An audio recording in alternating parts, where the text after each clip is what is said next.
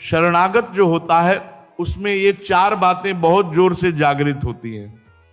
सबसे पहली बात, निरंतर भगवान का स्मरण छूट नहीं सकता। नींद आई तो सुषुप्ति में चला गया, जरा भी जागृत हुआ तो मंत्र चल रहा है, नाम चल रहा है, चलाना नहीं पड़ता। क्यों? क्योंकि वो शरणागत है। थोड़े दिन अभ्यास कर लो, ऐसा होने लगेगा। देखो इतने लोग बैठे हैं, आप सोकर उठते हो तो आपका पहला चिंतन क्या होता है? क्या मंत्र होता है? क्या भगवान का नाम प्रियालाल आते हैं? आपके चिंतन में क्या आता है? पहला चिंतन अगर प्रभु है तो समझो शरणागति पुष्ट हो रही है। सोकर उठे और देखो चल क्या रहा है। अगर प्रभु नहीं तो अभी शरणागति नहीं। पहला लक्षण हमें लगता है कि आप लोग अनमोह किए होंगे। आप लोग शरणागत हैं या नहीं, ये जांचो। जब सोकर उठे तो क्या आपका मंत्र चल रहा है, नाम चल रहा है, चतुरासी जी का कोई पद चल रहा है, या फिर ये चिंतन चल रहा है? राधे राधे, चलो जल्दी स्नान करके फिर सत्संग में चलना है, तो समझो ये दूसरी कोटि का चिंतन होगा। लेकिन अगर उठते ही पहला चिंतन श्री जी का होता है, ऐसा होता है ना? आप देखिए, ऐसा होता है कि आप सोकर उठे हो और आपका चिंतन श्री जी का चालू है, तो पक्का जानिए उसका परिणाम है निश्चिंतता, निर्भयता, निशोकता। निश्चित रूप से जागृत हो जाएगी। और वही प्रातः कालीन उठने पर चिंतन चलेगा जो शयन के समय गाढ़ चिंतन करते हुए सोया है। जैसे जगते समय वैसा ही मरते समय, यही नियम है। इसीलिए भक्त निश्चिंत हो जाता है। शरणागत, पहला शरणागति का जांच करो। क्या हृदय में भगवान का निरंतर चिंतन, प्रभु का निरंतर भजन हो रहा है? अगर नहीं हो रहा तो समझो किसी अन्य का आश्रय लिया हुआ है, वस्तु का, व्यक्ति का, स्थान का, भोग का। लिख लो, चाहे दिमाग में चाहे कागज में। उस आश्रय का मिटिया में हुए बिना शरणागति पुष्ट नहीं होगी। आप अगर ईमानदारी से छोड़ दो तो छोड़ दो, नहीं तो भगवान फिर जो कहते हैं ना, जो मेरा होता है मैं उसका होता हूं, तब ऑपरेशन होगा। और वो ऑपरेशन शायद तुम सह न पाओ, क्योंकि शरणागत हो छोड़ेंगे नहीं, वचन से भी शरणागत हो तो भी छोड़ेंगे नहीं। अब उनका स्वभाव सुनो, हर ऑपरेशन बेहोश होकर होता है। हमारे प्रभु ऑपरेशन होश का इंजेक्शन लगाकर करते हैं। पहले चेतना देते हैं, फिर ऑपरेशन करते हैं, क्योंकि जड़ से मिटाना है। निरंतर भजन क्यों नहीं होता? इसका उत्तर है आपका कोई अन्य आश्रय है। कोई है व्यक्ति, वस्तु, स्थान, पदार्थ, पद कुछ है जिसे तुम भजन से भी अधिक मानते हो, प्रभु से भी अधिक मानते हो, इसीलिए भजन नहीं होता। जो सर्वतो भावेन शरणागत है उसका भजन करना नहीं पड़ता, भजन होता है। चलना प्रदक्षिणा होता है, बोलना स्तोत्र होता है, सोना समाधि होती है, भोजन पाना यज्ञ होता है, हर चेष्टा भजन होती है। दूसरा अपने प्रभु से कुछ न चाहे, यहां तक कि मोक्ष भी न चाहे। क्यों चाहे? क्या तुम जानते नहीं कि प्रभु क्या करते हैं? सर्वज्ञ हैं, जब जो चाहे वही करे। हम राजी हैं। पहला निरंतर भगवान का भजन, दूसरा अपने प्रभु से कोई भी मांग या शर्त न रखना, क्योंकि जहां शर्त है वहां प्रेम नहीं है। प्रेम में सौदेबाजी नहीं होती, सौदेबाजी प्रेम नहीं होती, पक्की बात।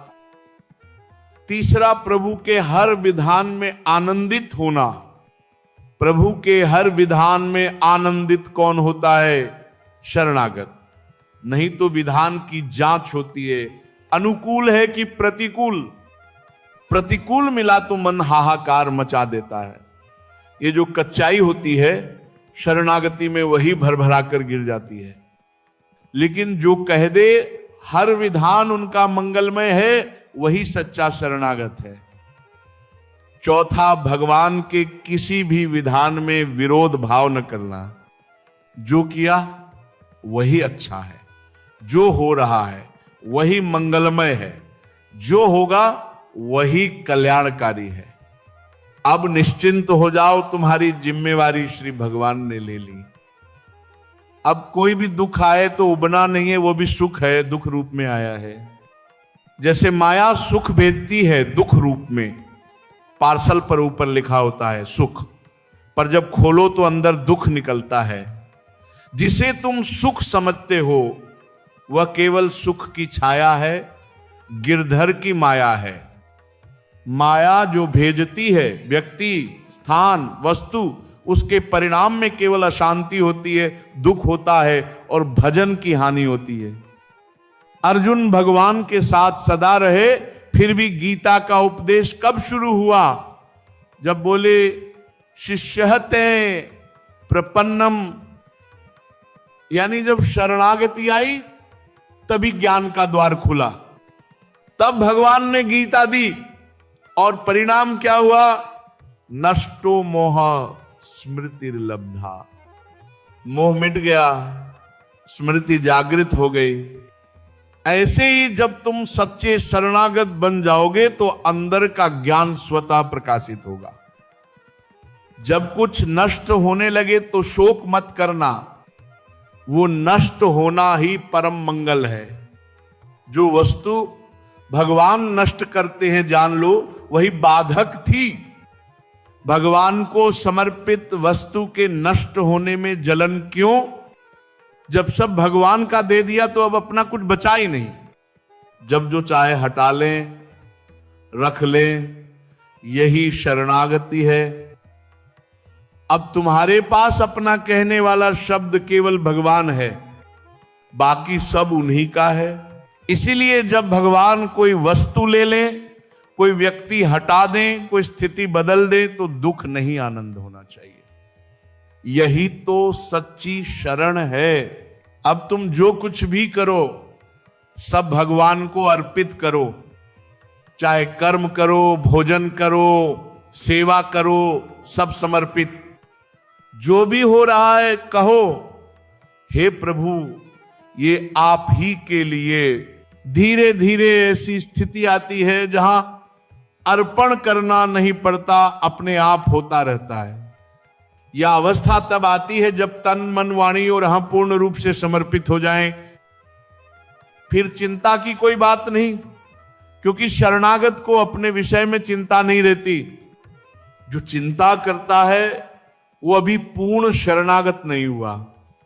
चिंता मिटेगी, चिंतन बचेगा।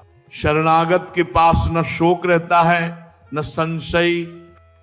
उसका जीवन केवल आदेश पालन में बीतता है। भगवान का आदेश है अनन्य चिंतयन्तो मां, केवल मेरा चिंतन करो। जैसे पतिव्रता पत्नी पर पति का पूरा अधिकार होता है, वैसे ही शरणागत का अधिकार होता है अपने भगवान पर। अब तुम्हारा गोत्र कौन? अच्युत गोत्र। कुल कौन? श्री हरिवंश सुगोत्र। तुम्हारा सब वैभव अब भगवान का वैभव है। एक माता रोती हुई आई। हम रोज नवदुर्गा पूजते थे, शिव जी को जल चढ़ाते थे, लेकिन प्रभु ने हमारे पति को ले लिया। हे भोले, समझो जीवन भर व्रत करके भी जिसने यह नहीं समझा कि अब अपना कुछ नहीं बचा, वो अभी शरणागत नहीं हुआ। शरणागत के पास अपना कहने के लिए केवल भगवान होते हैं, बाकी सब उन्हीं की व्यवस्था है। जब चाहे बढ़ा दे, घटा दे, नष्ट कर दे, उसमें भी आनंद। अब जो जीवन में सच्चे शरणागत हैं, उनका पहला लक्षण यही है, निरंतर स्मरण। जो सोते समय स्मरण करता है, उसका जागते समय वही स्मरण। जो जीवन भर स्मरण करता है, उसका अंत समय भी वही स्मरण। और भगवान का वचन है, अंत काले चमामेव स्मरण मुक्त्वा कलेवरम। जो अंत समय में मेरा स्मरण करता है वह मुझे प्राप्त करता है, इसमें कोई संशय नहीं। गीता वाटिका में जब अग्निकांड हुआ था, सब साधक मौन थे, नाम जप चल रहा था, लेकिन जब आग लगी तो किसी ने भय नहीं किया। भाई जी बोले घी लाओ बूरा लाओ, भगवान आए हैं।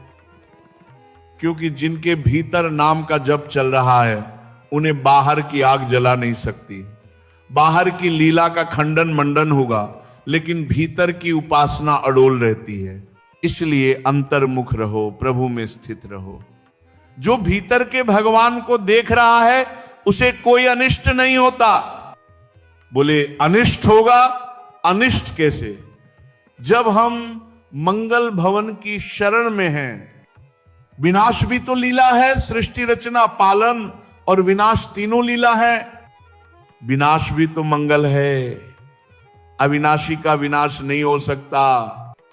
जब भयावह स्थिति में भी तुम्हें भगवान दिखाई दें तो समझो जन्मों की साधना सिद्ध हो गई। बुरा और घी डलवाना, भगवान का स्वागत करना, ये भाव जब आ जाए कि सब में वासुदेव हैं, तब जानो तत्वबोध हुआ।